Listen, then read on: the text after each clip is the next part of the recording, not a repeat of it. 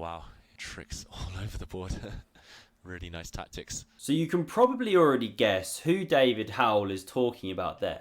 And it reminded me of a time when Magnus Carlsen said about Alireza that he's devilishly tricky. Now Alireza here was playing with the black pieces, Wesley with white, and this was an Armageddon after they drew their classical in a Grunfeld. Now there were some other good games today between Shaq and Fabi, but that will probably be covered on the C Squared podcast. Hikaru will cover his one, I'm sure, so we're diving in on Alireza. Let's have a look at this one and look at the clock times. So Alireza is down on time, but he has the draw odds, so if they make a draw, he gets the win, or the victory, so to speak.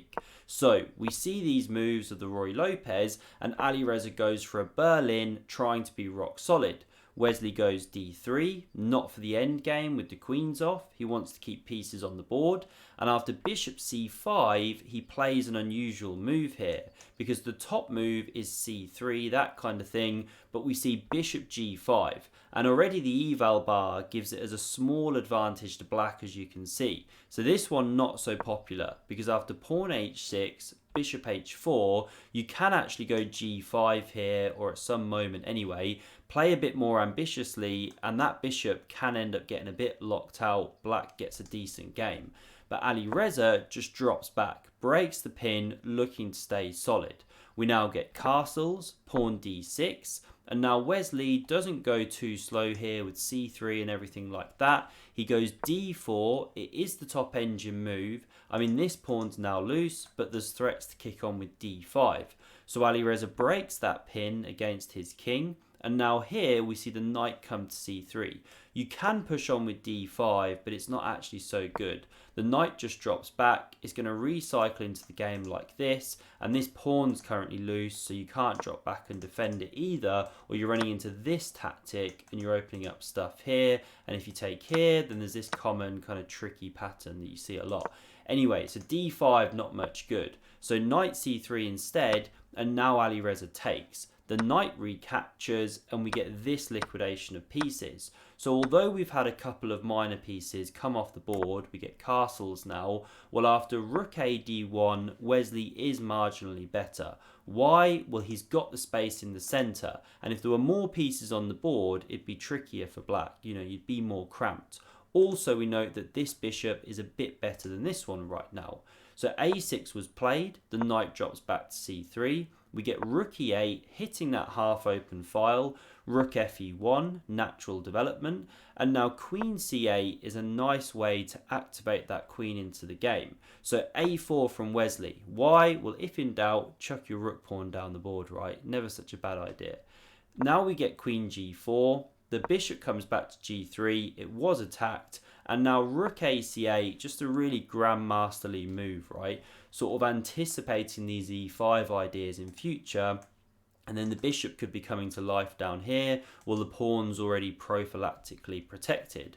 So now we get pawn h3, it kicks the queen back here, and now Alireza's got ideas of knight h5, pressuring this bishop, bringing this one to f6 and everything like that, very harmonious. So Wesley drops back, anticipating, and also prepares pawn f4. You can never go f4 while the bishop's hanging, of course. So now bishop f8, common idea, you tuck back, it might look a bit passive, but you open up the rook, and anytime there's an exchange of pawns, of course, the bishop can spring back out. So f4 from Wesley, he's got to go for it, and now knight d7 played. Common remaneuvering idea. You know, suddenly the queen has a bit more scope, a bit more room to breathe. The knight covers some extra key squares, and there could be some tricky ideas if this pawn ever clears out the way of going bishop c5, skewering down here. Now you can't take immediately, say Wesley had gone e5, you know, you couldn't do that straight away or you lose the knight. But you can't go e5 straight away or else this pawn drops here on c2. So instead, Wesley goes king h1, tucks out of that skewer. Now we see the queen come to f6, offering an exchange, and Wesley just plays very directly with pawn to e5. So Alireza has provoked that move. He then simply slides back here, pressures that pawn. Wesley goes queen f2, covers the c2 pawn, and threatens f5, looking to steamroll black. And one line which really surprised me here, so Alireza, he plays the top move, but the second top move, according to the engine, is Queen F5. And this just looks absolutely suicidal, because what about G4? And then the computer says, oh yeah, Queen E6, no worries, literally lining up with the rook. Then you take here, I was clicking on this, I was like, how can this possibly be a decent line? The queen comes to c4, you get this exchange of rooks, a second pawn drops, the queen recaptures. And the computer here says this is roughly level, similar to the other line we've seen, even though black is just a clear pawn down. Maybe it's to do with the exposed white king. But you have to be careful when analysing with engines, don't always trust what they say. I mean, what human goes Queen F5? So Alireza went pawn f5. Very understandable, just stymieing this pawn. It can't move down the board. The bishop is blocked.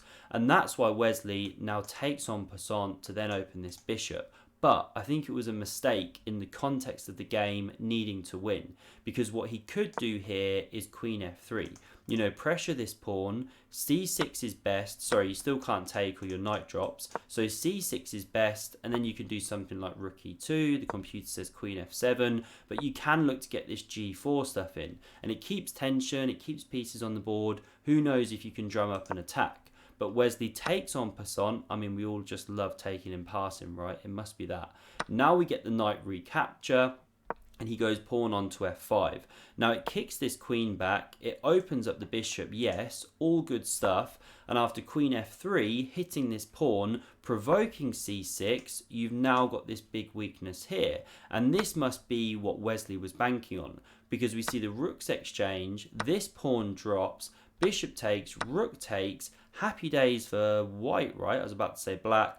But Alireza's seen that he can generate play because he checks. We get king h2 and then queen c7, setting up this very annoying pin. So you have to go queen g3 or you could go queen f4, break the pin, protect the rook. And now when I was watching this live, I was thinking surely black goes knight h5 here. The queen can't come to these squares, you leave the diagonal, you drop the rook.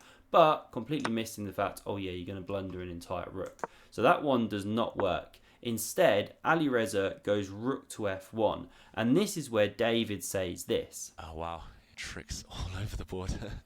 Really nice tactics. So just some tricky ideas in the air. So for example, if white went rook d2, now I'm not saying that's a good move because you can even just capture, take back your pawn and you've got no issues when you're just trying to draw the game.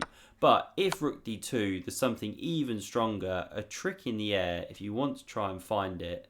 And the move you can play is rook h1 check. You decoy the king, you pick up an entire queen. But okay, Wesley, far too good for that. So he plays rook d3 to cover his queen. Now this one's not working. And he kind of had to drop the rook back and get the queens off. There wasn't really anything better.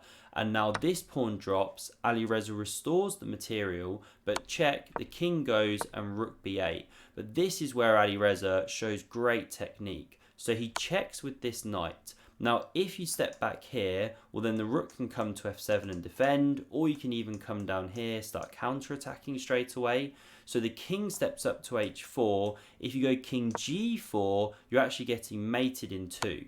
Check, this one, and g6 finishes the checkmate. That's pretty cool. So we see king h4 from Wesley, and now the knight hops to f4. There was no time to activate the rook. The knight was on prise. Now this pawn drops, but we see knight takes here with check. And again, you have to be careful where you put the king. So we see king g3. You can go king g4 here, actually. Yeah, so we'll stick with the game. King g3. Sorry, let me go back to the moves. King g3, knight e3 was now played. And after rook b6, hitting these pawns, we see check. And the king comes back to g2. If you come to g4, you just keep checking and you can't actually make progress. And if you come here, well, now you're actually walking into a really nice checkmate with rook g5.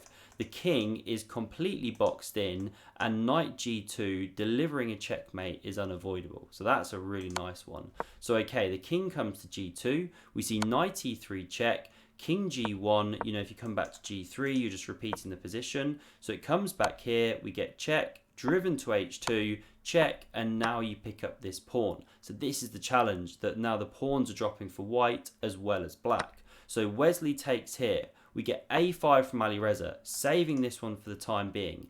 If you go rook b4 to hold on to this one, well then there's knight c4, no good, black's winning back the pawn. So we see Wesley try for this one, rook c5, and classic Alireza, instead of taking this pawn, which you can do, he goes for the trickier move of knight d1, because if you capture that one, you lose your rook, so the knight is immune.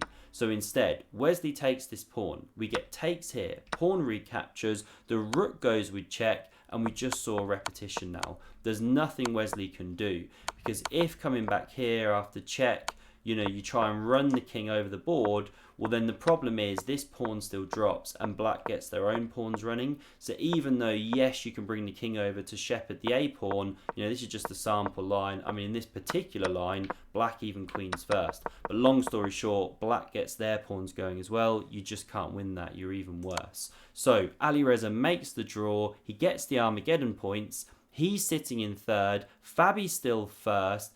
Forget who's second now. Oh, Hikaru Nakamura. I'll show you the standings on screen. So everything's still to play for in the final rounds. I hope you enjoyed. Thanks very much for watching and see you soon.